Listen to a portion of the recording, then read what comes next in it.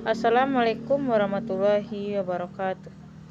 Perkenalkan, nama saya Adinda Mutiara Putri dengan NIM 2201 6001 dari Prodi Pendidikan Bahasa dan Sastra Indonesia.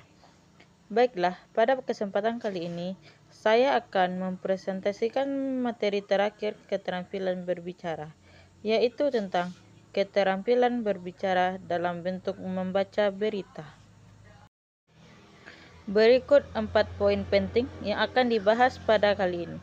Yang pertama adalah tentang bahasa penyiar. Yang kedua, langkah-langkah membaca berita. Yang ketiga, naskah berita. Dan yang keempat, praktik baca berita. Yang pertama, bahasa penyiar. Secara umum, penyiar adalah orang yang pekerjaannya melakukan komunikasi antar manusia. Sebagai seorang komunikator, penyiar memiliki tugas memberikan pelayanan kepada masyarakat atau public service dengan menyampaikan informasi yang dibutuhkan orang banyak atau pendengar. Seorang penyiar paling tidak memiliki bakat, hobi, dan passion, sanggup menjalani latihan-latihan intensif, memiliki wawasan luas, mampu bekerja dalam tekanan, dan mampu bekerja sama dalam tim. Berita merupakan sarana mendapatkan sejumlah informasi yang terjadi di sekitar kita. Seperti yang kita ketahui bahwa sebuah berita bisa disampaikan secara lisan atau tulisan. Banyak manfaat yang kita peroleh setelah membaca atau mendengarkan suatu berita. Yang kedua yaitu langkah-langkah membaca berita. Membacakan suatu berita berarti menyampaikan berita untuk orang lain. Seorang pembaca berita harus memperhatikan intonasi, artikulasi atau lafal, dan volume suara. Ketepatan lafal, intonasi, dan kejelasan ucapan merupakan keharusan bagi pembaca berita. Berikut hal-hal yang harus diperhatikan saat membaca suatu berita.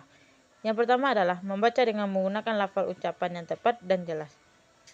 Yang kedua, menggunakan intonasi atau tekanan suara yang baik. Yang ketiga, membaca dengan jelas kalimat-kalimat dalam teks berita. Dan yang keempat, membaca dengan memperhatikan tanda baca. Berikut ini juga merupakan 8 cara membaca berita yang baik dan benar. Yang pertama, intonasi. Intonasi atau disebut juga dengan lagu kalimat. Membaca teks berita memerlukan ketepatan dan juga kecermatan pada setiap kata dan kalimatnya. Yang kedua, perhatikan artikulasi.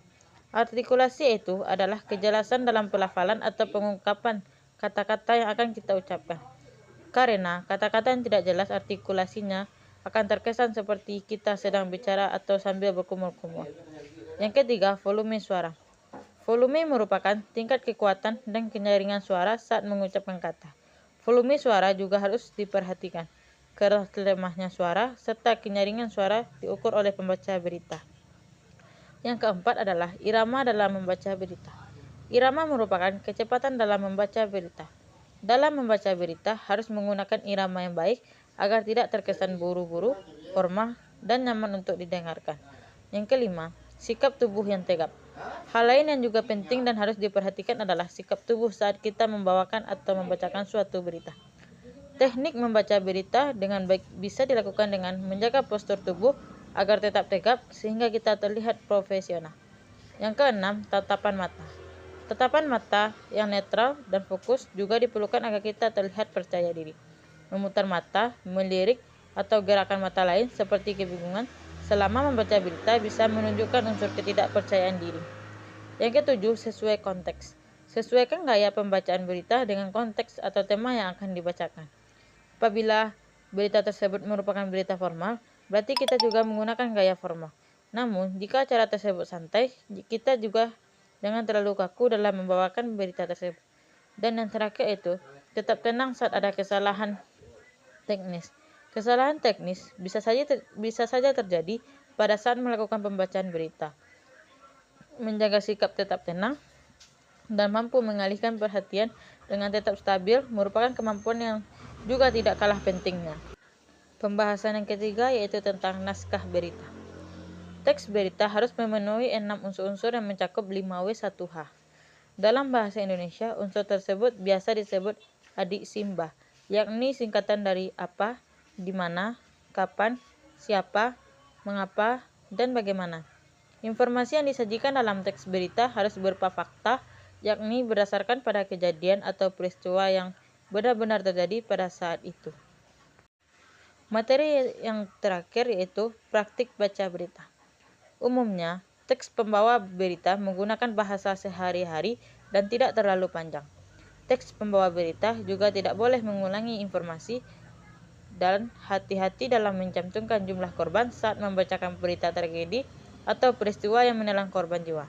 Teks pembawa berita juga dianggap sangat penting dan harus segera disampaikan. Secara sederhana, teks pembawa berita bisa kita maknai sebagai teks yang disampaikan oleh seseorang reporter berita yang mengandung informasi terbaru, aktual, terpercaya saat siaran televisi.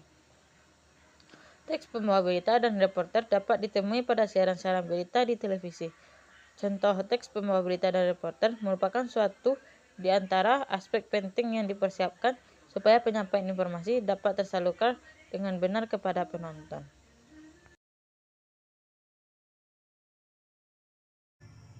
Sekian pemaparan materi dari saya. Assalamualaikum warahmatullahi wabarakatuh.